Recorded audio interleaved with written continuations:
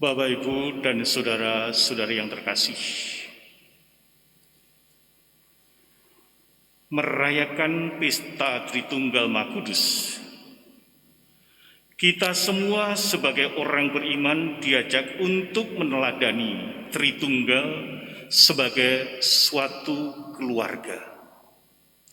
Keluarga yang harmonis, keluarga yang disemangati oleh kasih dan diembusi oleh Roh Ilahi. Pada hari raya Tritunggal Maha Kudus, seluruh umat beriman diajak merenungkan misteri Allah yang paling agung bagi kita sebagai orang Kristiani. Memang banyak umat masih bingung ketika berhadapan dengan pertanyaan seputar Tritunggal Maha Kudus.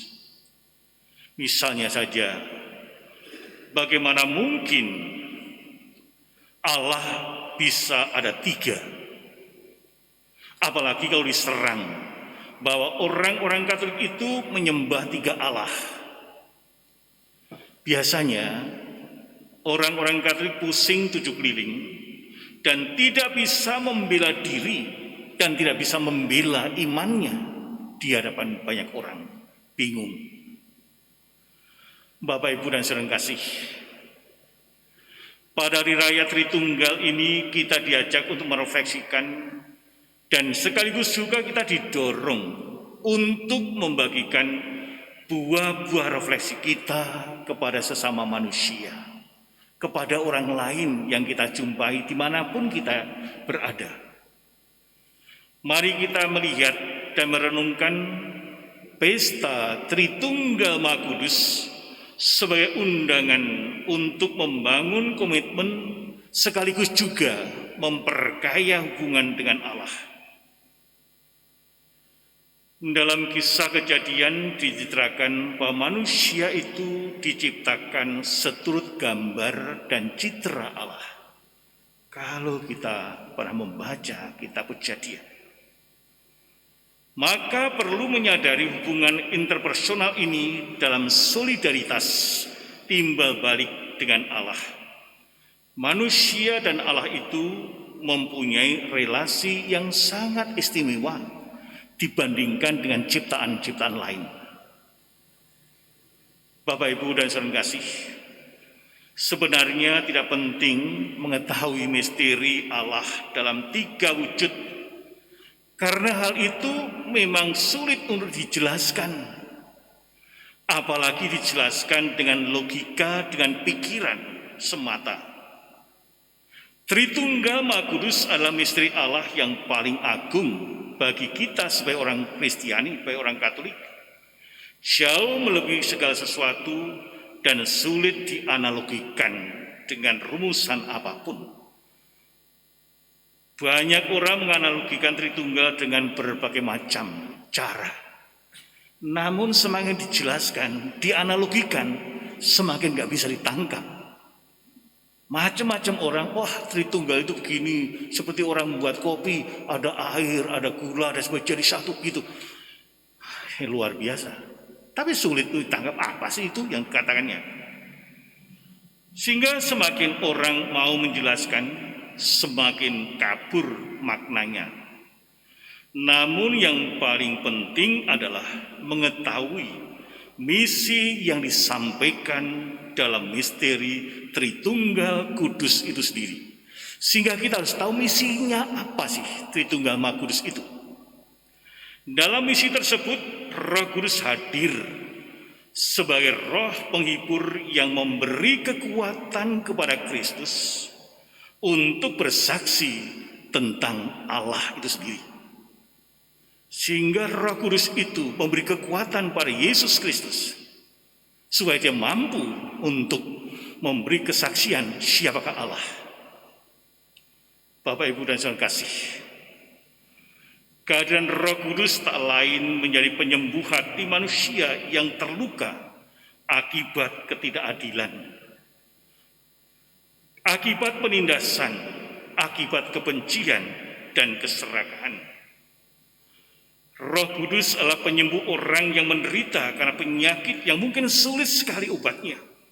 Meskipun Roh Kudus adalah roh penghibur, tetapi kehadirannya tak bisa dilepaskan dari wujud Kristus dan Bapanya. Sebab Tritunggal Maha Kudus itu tidak tertutup dalam dirinya sendiri, selalu terbuka saling berkomunikasi dalam sejarah keselamatan manusia.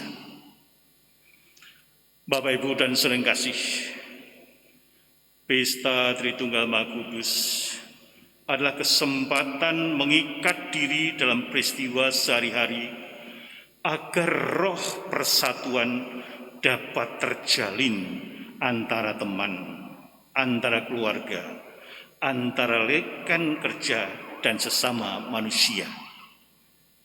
Dengan kata lain, dengan kehadiran Roh Kudus itu sendiri, tembok perselisihan antara kaya dan miskin, tua dan muda runtuh karena belas kasih Allah yang dipancarkan dalam diri putranya yang menderita di kayu salib.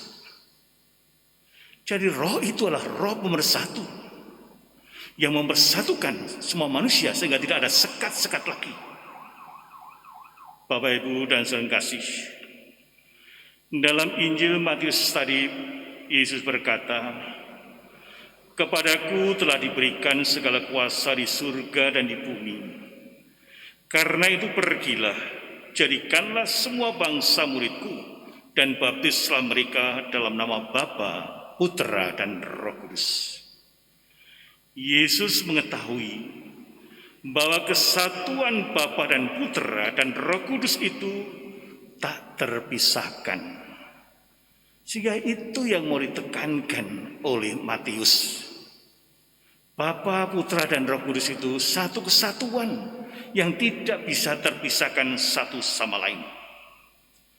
Ketiganya diikat oleh kasih abadi, dan ketiganya mempunyai peran yang sama, yaitu menuntun dan mengantar manusia kepada kebahagiaan dan keselamatan dalam hidupnya. Setelah wafat, Yesus menjanjikan kepada para muridnya Roh Kudus, roh penghibur. Itulah roh yang sampai sekarang menguatkan kita dalam pesiaran hidup kita. Roh Kudus membimbing manusia untuk memahami banyak hal yang tak bisa dipahami secara akal oleh manusia. Berkat Roh Kudus yang sama, manusia mengalami hidup baru dalam misteri kematian Kristus. Roh Kudus membantu manusia untuk terbuka pada masa depan tanpa melupakan sejarah yang berakar dalam Injil, sehingga tetap setia kepada bimbingan Tritunggal. Kita diharapkan setia pada bimbingan Tritunggal ini dalam kehidupan baik sekarang maupun yang akan datang. Bapak, Ibu, dan saudara kasih,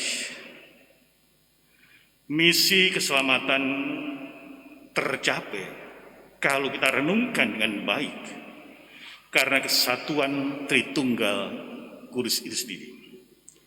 Kesatuan ini menghasilkan komunikasi kekeluargaan antara Bapa, Putra, dan Roh Kudus.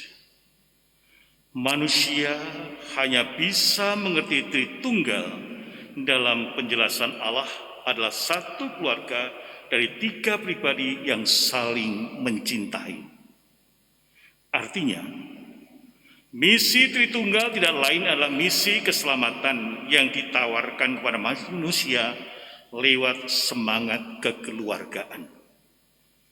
Sehingga kita dipanggil dalam keluarga kita masing-masing, bagaimana kita hidup disemangati oleh cinta kasih, oleh pengampunan itu sendiri. Maka manusia perlu meneladani keluarga Tritunggal dengan melihat sesama sebagai keluarga Allah. Sehingga kalau kita melihat Tritunggal Kudus, marilah kita melihat sesama manusia itu satu keluarga. Bukan musuh, bukan lawan, tapi satu keluarga. Ya. Lewat baptisan, Roh Kudus telah ditempatkan dalam jantung kehidupan manusia maka hendaknya manusia membangun relasi yang baik dengan Tritunggal itu sendiri. Sehingga kita jangan mengutak-atik, sulit untuk menangkapnya, tapi kita melihat misinya, yaitu satu keselamatan yang ditawarkan pada kita. Bagaimana keluarga Tritunggal itu sungguh-sungguh melaksanakan apa yang dikehendaki, yaitu membangun suatu keluarga yang selamat, yang bahagia. Dengan cara demikian kita tahu bahwa hendaklah hidup kita berteladan pada Tritunggal. Bagaimana kita senantiasa hidup dilandasi oleh kasih. Bagaimana kita mempunyai fokus untuk keselamatan bagi sesama manusia dan bukan hanya bagi diri kita sendiri. Maka marilah kita pada pesta Tritunggal Maha Kudus ini kita mengarahkan pikiran kita, hati kita berteladan pada Tritunggal itu, yaitu membangun hidup demi keselamatan, demi kebahagiaan sesama dan siapapun yang ada di sekitar kita.